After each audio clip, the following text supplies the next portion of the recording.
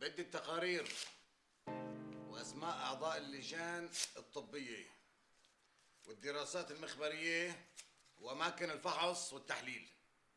يا أستاذ، كل التقارير نفت الموضوع. وينها؟ موجودة بالملف. وبكل الأحوال هذا موضوع ما له قيمة، نحن بالأصل رفضناه. بدي اتفرج على الملف. شوف أستاذ شفيق، إذا حدا شافك وقال لك إنه في مشكلة، هذا بيكون بده قرشين تعويض، وإذا صرفنا له هالقرشين التعويض الله بيعلم شو بده يجر ناس وراه، بصير كل واحد بيجي على أطفره بده يرفع قضية. هاد غير كلفة النقل الباهظة من وإلى المكب، ونحن بهيك حالات منفضل نحط هذا المبلغ بمشاريع خدماتية يستفيدوا منها الناس. انا معك، بس بدي الملف. شفيق، اسمعني منيح، انت لساتك باول طريقك الرسمي والبرلماني، والمستقبل واسع كتير قدامك، فلا تضيع اوقاتك بمواضيع جانبيه. بدي الملف. طيب بكره بجيب لك اياه لانه مو موجود معي هلا.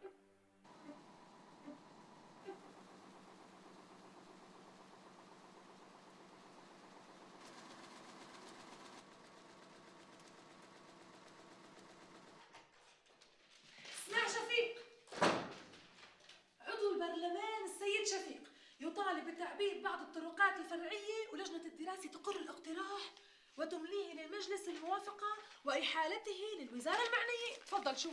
تفضل. بعرف هي عمايل انور، فكره بيرضيني وبيغير الموضوع.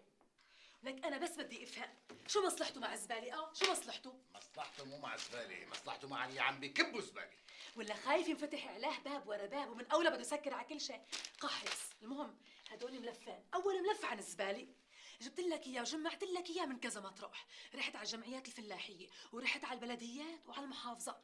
اما تاني ملف بيحكي عن كميه المبيدات الزراعيه يلي ما تنرش على المزروعات. شحر جمتي يا شفيق، بالله العظيم شي بخوف. وانا بطريقي جاي شفت لك عالم بتقطع القلب، ميتين من جوعين، ام عين حق خبز. بدك تحكي عني؟ بلا بدي احكي. او عمول سلام شفيق، قالوا بالاخبار انه السلام بيحل كل شيء. انا بدي اعمل السلام. طيب قالوا لجورج بوش يعمل سلام، اما هيك رقمه. شو عم تحكي انت؟ شو عم تحكي؟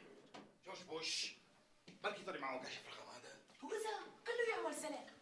هلق مو إذا صار سلام، أمريكا بتشيل إسرائيل من عنا وبتحطها جنبها، أصلاً أقرب لها، بتوفر إجرة روحة وجاية. روحي افتح الباب وبدون ما تكملي، يلا. ما رح كمل، فقماني مساعدك. شو صار معك؟ طمنيني، توفقتي؟ الحمد لله. فوتي.